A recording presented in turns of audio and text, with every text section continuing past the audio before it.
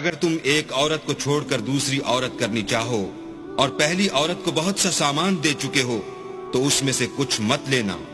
بھلا تم ناجائز طور پر اور صریح ظلم سے اپنا مال اس سے واپس لوگے؟ اور تم دیا ہوا مال کیوں کر واپس لے سکتے ہو جبکہ تم ایک دوسرے کے ساتھ صحبت کر چکے ہو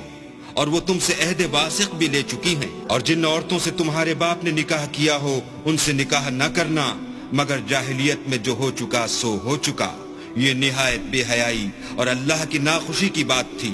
اور بہت برا دستور تھا۔ تم پر تمہاری مائیں اور بیٹیاں اور بہنیں اور پھوپھیاں اور خالائیں اور بھتیجیاں اور بھانجیاں اور وہ مائیں جنہوں نے تم کو دودھ پلایا ہو اور رضائی بہنیں اور ساسیں حرام کر دی گئی ہیں، اور جن عورتوں سے تم مباشرت کر چکے ہو ان کی لڑکیاں جنہیں تم پرورش کرتے ہو وہ بھی تم پر حرام ہیں۔ ہاں اگر ان کے ساتھ تم نے مباشرت نہ کی ہو تو ان کی لڑکیوں کے ساتھ نکاح کر لینے میں تم پر کچھ گناہ نہیں، اور تمہارے صلبی بیٹوں کی عورتیں بھی اور 2 بہنوں کا اکٹھا کرنا بھی حرام ہے، مگر جو ہو چکا سو ہو چکا، بے شک اللہ بخشنے والا اور رحم والا ہے۔